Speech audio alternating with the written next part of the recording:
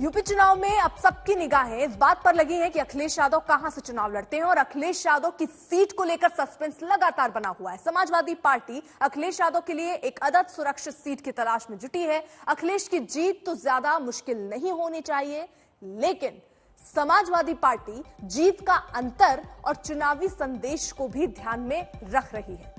3 सीटों की सबसे ज्यादा चर्चा है। कौन सी है वो सीटें? मैनपुरी सदर सबसे पहले वो नाम सामने आता है, क्योंकि मैनपुरी मुलायम परिवार का गढ़ रहा है। कन्नौज की छिबरामऊ सीट से भी संभावना बनी हुई है। चर्चा आजमगढ़ की गोपालपुर और संभल की गुन्नौर सीट की भी थी, लेकिन अब इसकी संभावना ना के बराबर है।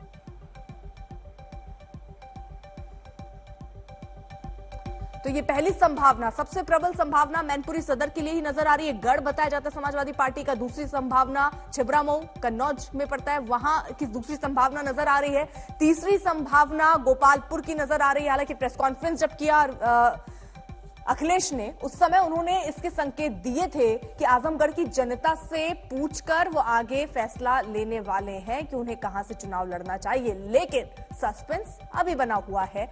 इस पर भी सस्पेंस है कि वो चुनाव लड़ेंगे या नहीं लड़ेंगे, और अगर लड़ेंगे तो कौन सी वो सीट होगी जिससे वो चुनाव लड़ने वाले हैं।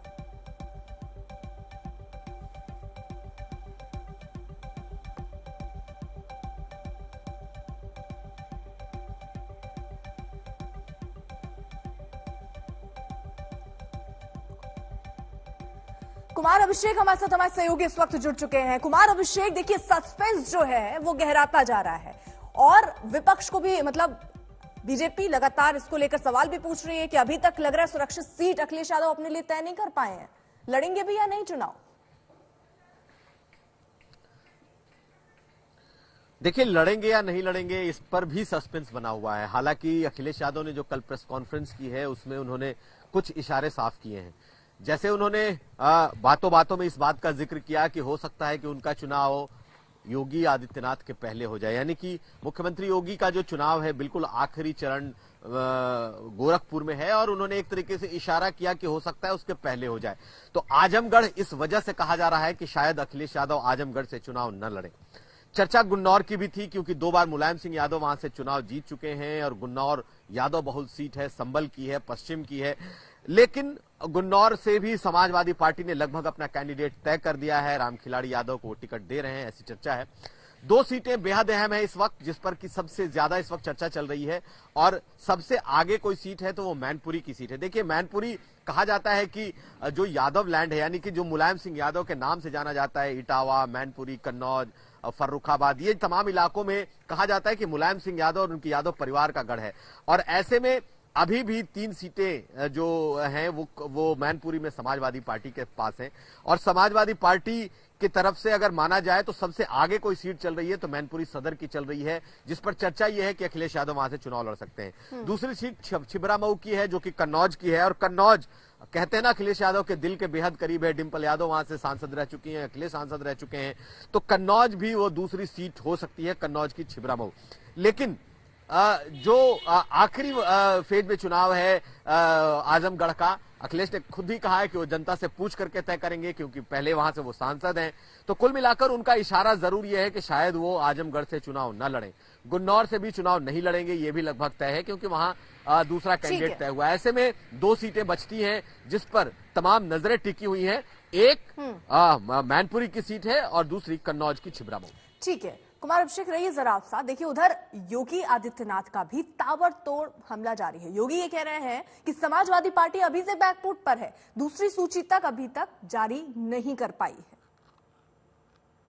प्रदेश के अंदर उससे पहले वंशवाद और परिवारवाद की जो राजनीति थी, वह न केवल वंशवाद और परिवारवाद को बढ़ावा देकर के प्रदेश के लोगों को का शोषण कर रही थी, यहाँ के गरीबों का, यहाँ के किसानों का, यहाँ के नौजवानों का, बल्कि असुरक्षा का भी एक माहौल प्रदेश के अंदर था। हर तीसरे दिन प्रदेश में एक दंगा होता था। विकास, जब दंगे होंगे, कर्फ्यू लगेगा तो विकास स्वतः ही रुक जाएगा। समाजवादी पार्टी आज बैकफुट पर आ चुकी है अपनी पहली सूची के बाद। अब उनकी हिम्मत नहीं हो पा रही कि अगली सूची वो जारी कर सकें, क्योंकि किसकी करें किसकी न करें। और अगर करते हैं, जिन जैसे पेशेवर माफिया और अपराधियों को इन्होंने पहली सूची में स्थान दिया, अगर ऐसे ही करते हैं तो जनता के सामने उनको मुंह दिखाने की स्थिति नहीं होगी और इस भय से वे लोग उससे काफी दूर दूर तक वे देखने को उनको नहीं। तो आज जाहिर तौर पर एक वो सवाल गूंज रहा होगा जब योगी आदित्यनाथ को लेकर चर्चाएं थी कि वो अयोध्या से लड़ सकते हैं, फिर ऐलान हुआ कि वो गोरखपुर से लड़ेंगे, उसके बाद अखिलेश पीछे नहीं रहे थे, तंज कसा। अब जब ये चर्चाएं गर्म हुई हैं कि अखिलेश यादव इस बार चुनाव लड़ने वाले हैं विधानसभा का, पहली बार जो कि होगा, अगर ऐसा होता है तो वो कौन सी सीट से लड़ेंगे, इसको लेकर संशय की स्थिति बनी हुई और बीजेपी को बैठे बैठाए एक मुद्दा मिल चुका है तंज कसने के लिए। योगी आदित्यनाथ उसमें पीछे नहीं, उन्होंने सीधे तौर पर कहा, केशव प्रसाद मौर्य ने कल कहा कि अभी तक वो तय ही नहीं कर पाए हैं कि कौन सी सीट उन्हें जिता सकती है, अभी तक ये फैसला नहीं हुआ। वहीं योगी आदित्यनाथ कह रहे हैं कि दूसरी लिस्ट भी अभी तक उनकी सामने नहीं आई है। उधर यूपी में एनडीए की दूसरी लिस्ट का भी इंतजार हो रहा है, लेकिन बीजेपी ने लगता है कि सहयोगी दलों के साथ जो सीट का मसला थोड़ा सा उलझा कहीं ना कहीं लग रहा था, उसको सुलझा लिया है। अपना दल और निषाद पार्टी के नेता ये कह रहे हैं कि एनडीए में सब ठीक है। निषाद पार्टी, भारतीय जनता पार्टी, हम तीनों मिलकर एनडीए गठबंधन के रूप में पूरे प्रदेश में 403 सीटों पर चुनाव लड़ने जा रहे हैं। हमारे सीट डिस्ट्रीब्यूशन की जहां तक बात है, हमारी बातचीत सकारात्मक दिशा में काफी आगे बढ़ चुकी है और मैं इतना ही कहूंगी कि हम पिछली बार से कहीं अधिक सीटों पर चुनाव लड़ने जा रहे हैं। 2022 में भी बेहतरीन और मजबूत सरकार बनने जा रही है एनडीए की, ऐसा मैं आपको आश्वस्त करती हूँ। ये सहयोगी दल है, गठबंधन इसलिए हुआ कि हम लोग 403 पर लड़े और जीत सुनिश्चित करें, और जीत सुनिश्चित करने के लिए हम लोग सहयोगी दल के रूप में आए हैं। भारतीय जनता पार्टी ने जो तय कर रखा है सीट उससे अधिक जिताएंगे और सभी कार्यकर्ताओं, पदाधिकारियों और पार्टी के लोगों को पता है हम कहाँ तैयारी की है, कहाँ जीत है, वो सभी लोग संतुष्ट है, वो अपनी जीत की तैयारी में और वहाँ भारतीय जनता पार्टी को कोई देने में नहीं। वो रणनीति का विषय है, कहाँ क्या है, और समय आने पर जब जब भी भारतीय जनता पार्टी की लिस्ट जारी होगी उसके साथ निषाद पार्टी की भी लिस्ट जारी होगी और भारतीय जनता पार्टी के साथ निषाद पार्टी मिलकर और अपना दल मिलकर हम लोग 2022 की सरकार बनाएंगे। देखिए, बात हो गई बीजेपी की, कांग्रेस की। जरा कांग्रेस समाजवादी पार्टी की जरा कांग्रेस की बात करते हैं। कांग्रेस की पोस्टर गर्ल और लड़की हूं लड़ सकती हूं कैंपेन का चेहरा रही प्रियंका मौर्य बीजेपी ज्वाइन करने की तैयारी में है। प्रियंका ने कहा कि कांग्रेस ने उनका इस्तेमाल किया और वो राजनीतिक और सामाजिक न्याय की लड़ाई के लिए बीजेपी का दामन थाम रही हैं। उत्तर प्रदेश में कांग्रेस का एक नारा था, लड़की हूं लड़ सकती हूं, और उसके कैंपेन के जो पोस्टर पे महिला थी वो थी प्रियंका मौर्य, हमारे साथ में है।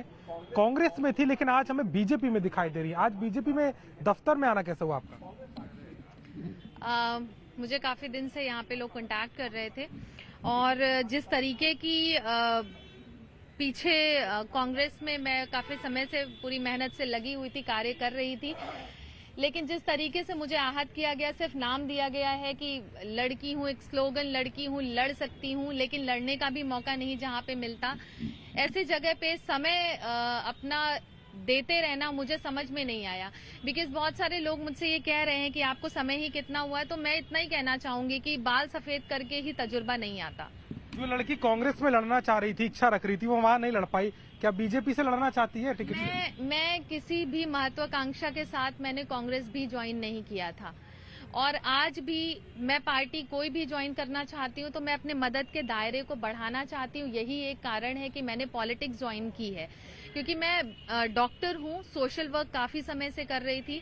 हमारा कार्य ही है सिम्टम्स को पकड़ना, मीठी गोली मीठी बोली से लोगों का इलाज करना। तो मैं इसी से लोगों के बीच में जाते रहूंगी, उनकी मदद करते रहूंगी। जो मेरा एस्पेक्ट है, जो मेरा विजन है, वो अभी भी चेंज नहीं हुआ है। उधर पंजाब में रेत खनन के आरोपियों पर ईडी की छापेमारी पर अब चुनावी मारामारी शुरू हो गई है। मुख्यमंत्री चरणजीत सिंह चन्नी के करीबी के घर से 9 करोड़ की ज्यादा नकदी और जेवरात मिले हैं, लेकिन चन्नी कह रहे हैं कि उनके खिलाफ साजिश हो रही है, बदनाम करने की कोशिश हो रही है। कि पंजाब ਨੂੰ बदनाम करने ਦੀਆਂ ਸਾਜ਼ਿਸ਼ਾਂ पंजाब ਦੇ ਵਿੱਚ ਕੋਸ਼ਿਸ਼ ਕਰ ਰਹੀ ਕਿ ਜੀ ਅਸੀਂ ਰਾਸ਼ਟਰਪਤੀ ਦਾ ਰਾਜ ਲਗਾ ਲਈ, नहीं लगता। ਹੁਣ कोशिश की जा रही है कि साडे बंदियां नूं इलैक्शन ना लड़न दिता जाए, उन्होंने परेशान किया जाए, ਉਹਨਾਂ ਦੇ ਰਿਸ਼ਤੇਦਾਰਾਂ ਦੀ ਕਾਰਵਾਈਆਂ ਕਰਕੇ ਉਹਨਾਂ ਨੂੰ ਪਰੇਸ਼ਾਨ ਕਰੋ, ਨੋਮੀਨੇਸ਼ਨ ਨਾ ਭਰਨ ਦਿਓ। ਇਹ ਕਦ ਤੱਕ ਚੱਲੇਗਾ ਰਾਜਨੀਤੀ ਦੇ ਵਿੱਚ? चरणजीत सिंह चन्नी साहब आम आदमी नहीं, बेईमान आदमी है। मैं चन्नी साहब से पूछना चाहता हूं कि मैंने आपकी पूरी प्रेस कॉन्फ्रेंस सुनी, आपने अभी तक नहीं बताया कि आपके भतीजे के घर से 10 करोड़ नकद कैश कहां से आया, वो कहां से कमाया गया। 56 करोड़ की एंट्रियां जो मिली हैं कहां से मिली? करोड़ों रुपए की गाड़ियां मिली, 21 लाख रुपए का सोना मिला, न जाने कितनी बेशुमार दौलत इन्फोर्समेंट डायरेक्टरेट ने रेड करके जब्त करी है। ये पैसा कहां से आया? 111 दिन पहले तो नहीं था ये पैसा। बरेली के एक मौलाना ने यूपी की पॉलिटिक्स में विवादित बयानों की एंट्री कराई है। पहले तो तौकीर रजा ने कांग्रेस को समर्थन दिया, जब उनके जहरीले बोल को बीजेपी ने पकड़ा तो मौलाना ने भी कांग्रेस पर हमला शुरू कर दिया। अब मौलाना की बटला हाउस एनकाउंटर पर भड़काऊ तकरीर रिलीज हुई है।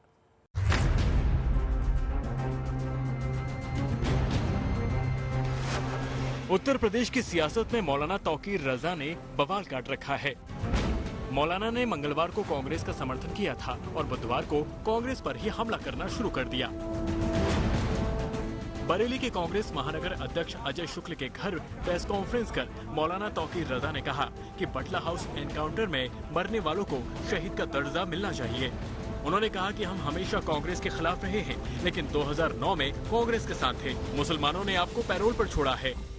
अगर बटला हाउस इनकाउंटर की जांच करा ली होती, दुनिया को पता चल जाता कि जो मारे गए वो आतंकवादी नहीं थे, उनको शहीद का दर्जा मिलना चाहिए। जो इंस्पेक्टर शर्मा मारे गए उस इनकाउंटर में, उनका कत्ल हुआ, उनको भी उनकी पुलिस ने मारा था, जांच नहीं कराई गई। उन्होंने कहा कि इससे पुलिस का मनोबल टूटेगा। पुलिस के मनोबल की उन्हें ज्यादा परवाह थी, हमारे मनोबल की, 20 करोड़ मुसलमानों के मनोबल की परवाह नहीं थी। हमारे बच्चों को इस तरह अलल ऐलान आतंकवादी कहकर मार डाला गया। ये वही मौलाना तौकीर रजा हैं जो हिंदुओं के खिलाफ जहर उगलने के बाद सुर्खियों में आए और कांग्रेस पार्टी के समर्थन का ऐलान कर चुके हैं। उत्तर प्रदेश में कांग्रेस के प्रदेश अध्यक्ष अजय कुमार लल्लू ने एक प्रेस कॉन्फ्रेंस कर इस बात का ऐलान किया था कि मौलाना तौकीर रजा खान ने उत्तर प्रदेश विधानसभा चुनाव में पार्टी को समर्थन दिया है।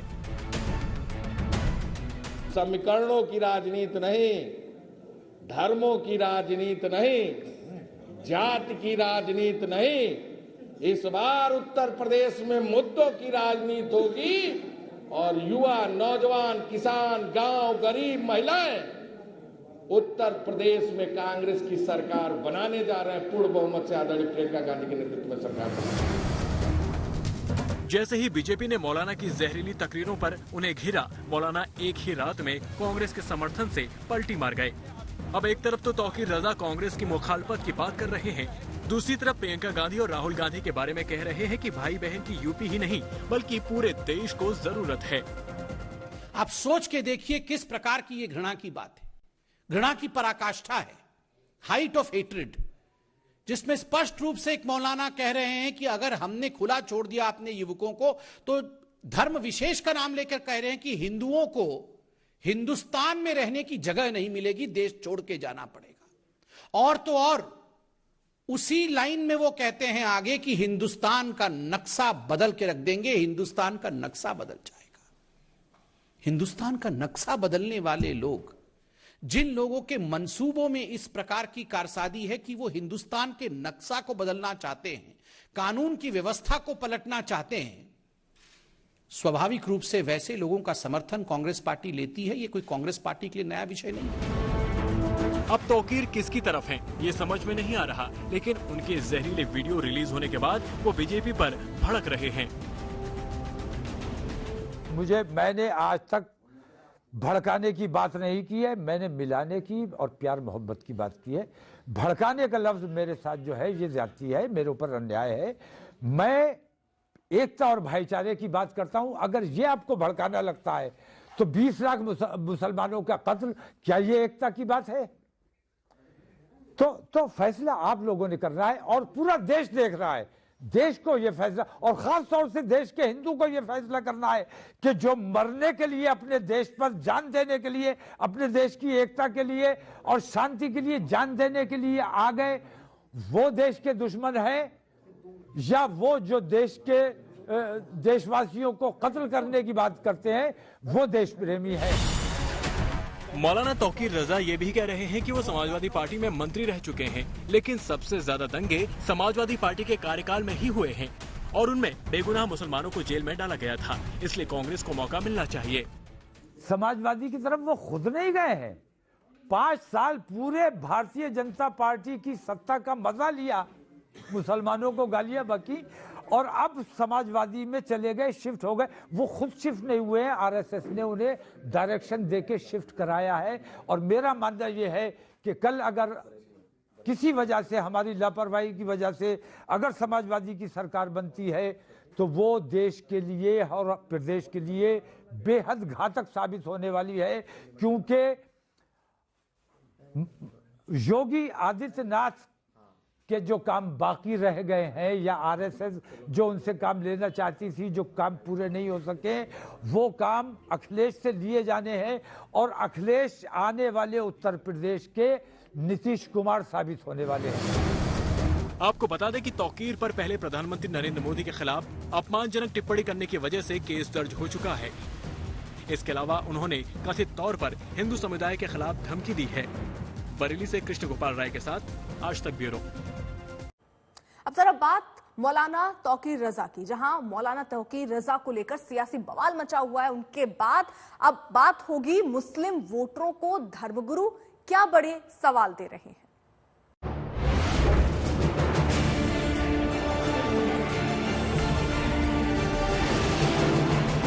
उत्तर प्रदेश के मुसलमानों से अपील करता हूं कि अगर उत्तर प्रदेश में अमन बरकरार रखना है तो किसी भी कीमत पर अपने वोट को तकसीम नहीं होने देना है। कांग्रेस की हिमायत में वोट करना है और कांग्रेस के साथ जब मुसलमान और दलित और तमाम लोग खड़े हुए हैं तब तक कांग्रेस ने सरकार बनाई है और इस बार भी इंशाअल्लाह हम सरकार बनाने जा रहे हैं। अगर हम चाहें तो हम खून की नदियां बहा देंगे, हम अल्लाह वाले हैं। इस प्रकार की बदजुबानी करने वालों के साथ प्रियंका वाड्रा खड़ी होती है और न केवल खड़ी होती है, उनके समर्थन के लिए गुहार करती है और आखिरकार उनको समर्थन मिलता भी है।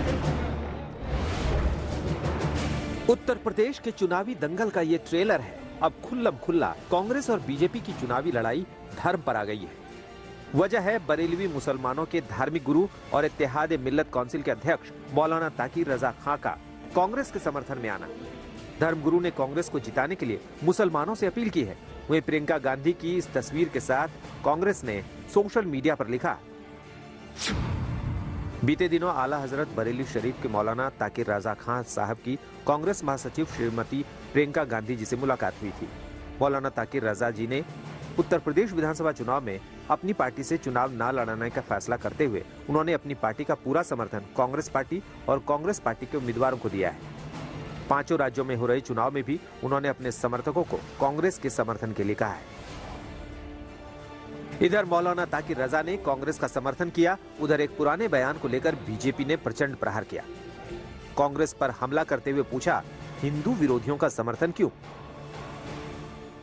आश्चर्य हुआ जब एक औपचारिक फॉर्मल प्रेस कॉन्फ्रेंस में, जिसमें कांग्रेस के अध्यक्ष उत्तर प्रदेश के अजय लल्लू जी मौजूद थे, उनकी मौजूदगी में मौलाना तौकीर रजा खान, जो कि इत्तेहाद मिल्लत नामक पॉलिटिकल पार्टी को हेड करते हैं, उन्होंने कांग्रेस पार्टी को अपना समर्थन घोषित किया। चंद दिनों पहले मौलाना साहब के एक वीडियो को दिखाया था जिसमें स्पष्ट रूप से मौलाना तौकीर रजा खान हिंदुओं के खिलाफ जहर उगल रहे थे उत्तर प्रदेश में। ऐसी बातें कह रहे थे जो कभी कहा नहीं जा सकता। मौलाना तौकीर रजा खान कह रहे थे कि अगर कानून की व्यवस्था मेरे जो यूथ हैं, मेरे जो जवान हैं, अर्थात जो मुस्लिम जवान हैं, उनके हाथों में कानून की व्यवस्था आ जाए तो जो हिंदू लोग हैं उनको सोचना पड़ेगा, हिंदुस्तान में रहने की जगह तक नहीं मिलेगी हिंदुओं को। बीजेपी के आरोप के पीछे है मौलाना ताकीर रजा के विवादित बोल। वैसे भी मौलाना ताकीर रजा अपने जलसों में, अपनी रैलियों में मर्यादित भाषा की लक्ष्मण रेखा को लांघने से पीछे नहीं हटते।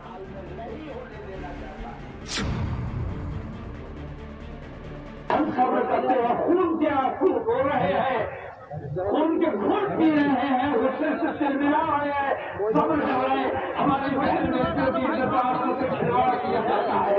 हमारी बहन बेटियों को कहा जाता है अपने नौजवानों से कि इनकी बेटियों को मत लगाओ, बहकाओ, भगा कर लाओ। शर्म नहीं आती, शर्म नहीं आती।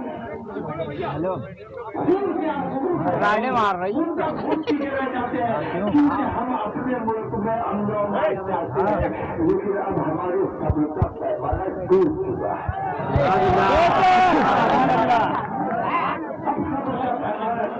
है। मौलाना तौकीर रजा अपनी नफरती जुबान की वजह से हमेशा विवादों में रहते हैं। वहीं विवाद जिसकी वजह से कांग्रेस को समर्थन देने की बात कहकर उन्होंने कांग्रेस की मुश्किलें बढ़ा दी। मुझे उस वक्त से डर लगता है जिस दिन मेरा ये नौजवान कानून अपने हाथ में ले लेगा। वीडियो हो गई कंप्लीट हो, जिस दिन ये नौजवान बेकाबू हो गया और कानून अपने हाथ में लेने पर मजबूर हो गया तो तुम्हें हिंदुस्तान में कहीं पनाह नहीं मिलेगी।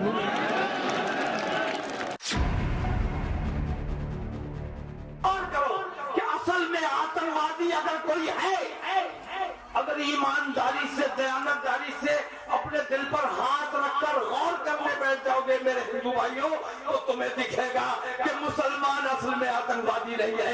असल में कोई आतंकवादी है तो ये नरेंद्र मोदी है और ये अमित शाह है और ये योगी अपने आप को कहता है ये योगी नहीं है, ये बहुत बड़ा ढोंगी है। याद रखो जो रावण के भेष में आए, रावण जो साधु का भेष बना के आया था सीता मैया का अपहरण करने, वो भी साधु बन के आया था। तो एक बार रावण आया था साधु का भेष बनाकर सीता मैया का अपहरण करने और महापाप करने। आज ये साधु उसी रावण का, उसी के वंशज हैं, उसी के पैरोकार हैं। मौलाना ताकिर रजा के ऐसे ही विवादित बयान को लेकर अब बीजेपी ने कांग्रेस पर निशाना साधा है। अब सोच के देखिए किस प्रकार की ये घृणा की बात है, घृणा की पराकाष्ठा है, हाइट ऑफ हेट्रेड, जिसमें स्पष्ट रूप से एक मौलाना कह रहे हैं कि अगर हमने खुला छोड़ दिया अपने युवकों को तो धर्म विशेष का नाम लेकर कह रहे हैं कि हिंदुओं को हिंदुस्तान में रहने की जगह नहीं मिलेगी, देश छोड़ के जाना पड़ेगा। और तो और उसी लाइन में वो कहते हैं आगे कि हिंदुस्तान का नक्शा बदल के रख देंगे, हिंदुस्तान का नक्शा बदल जाएगा। हिंदुस्तान का नक्शा बदलने वाले लोग, जिन लोगों के मंसूबों में इस प्रकार की कारसादी है कि वो हिंदुस्तान के नक्शा को बदलना चाहते हैं, कानून की व्यवस्था को पलटना चाहते हैं, स्वाभाविक रूप से वैसे लोगों का समर्थन कांग्रेस पार्टी लेती है। ये कोई कांग्रेस पार्टी के लिए नया विषय नहीं है। उधर विश्व हिंदू परिषद ने तो कांग्रेस को अपना नाम बदलने की ही नसीहत दे डाली। तौकीर रजा जिसने बरेली के अंदर किस तरह से इस्लामिक जिहादियों की फोर्स के सामने उस हजारों की संख्या में उपस्थित उन जिहादियों के जनसमूह को संबोधित करते हुए उसने कहा था कि अगर मुसलमानों के यूथ खड़े हो गए तो भारत में हिंदुओं को छुपने की जगह नहीं मिलेगी। ऐसे लोगों को कांग्रेस अपने गले लगा रही है। मुझे लगता है उसका नाम तो इत्तेहाद मिल्लत है। कांग्रेस को अब इसको इत्तेहाद मुसलमीन रख लेना चाहिए अपना नाम। दरअसल मौलाना तौकीर रजा अपनी बदजुबानी के लिए कई बार कानून के फंदे में फंस चुके हैं। नफरती भाषणों के चलते विवादों में रहते हैं। हालांकि अब उनका क्या कहना है, सुनिए। उत्तर प्रदेश को हमें जिम्मेदार हाथों में देना है। पिछली बार हमसे गलती हुई तो कैसे मनहूस हाथों में चला गया। उससे पहले हमने गलती की, जज्बात में बह गए, अखिलेश यादव जैसे गैर जिम्मेदार हाथों में हमने उत्तर प्रदेश को दे दिया। और उत्तर प्रदेश ने कितने दंगे, तकरीबन 176 दंगे पूरे उत्तर प्रदेश में। और मैंने देखा इन लोगों की गैर जिम्मेदारी और लापरवाही। आलम यह था कि जिस वक्त मुजफ्फरनगर जल रहा था वहां बच्चे भूख से मर रहे थे। मैंने खुद अपनी आंखों से जाके देखा था कि हमारे जिनके शौहर कत्ल कर दिए गए उनकी औरतें टेंटों में इद्दत गुजार रही थी। जी। उन टेंटों पे भी इन्होंने बुलडोजर चलवाए थे, आपको याद होगा। उस भयानक वक्त में ये लोग सैफई महोत्सव में डांस कर रहे थे और डांस करवा रहे थे। किसी भी धर्मगुरु को किसी भी सियासी पार्टी में खुल के उसकी हिमायत या मुखालिफत नहीं करना चाहिए, इसलिए कि धर्म और सियासत ये दोनों अलग अलग चीजें हैं और धर्मगुरु को अपनी हद में रहना चाहिए, सियासतदान को अपनी लक्ष्मण रेखा में रहना चाहिए। जो लोग धर्म और मजहब को एक साथ जोड़ के धर्मगुरुओं से चाहते हैं कि वो हमारी फायदे के लिए हमें बयान दे दें, उससे हमारी पार्टी को फायदा पहुंच जाएगा। मेरे ख्याल से मेरा मानना है कि इससे उस पार्टी को नुकसान तो पहुंच सकता है मगर फायदा नहीं पहुंच सकता।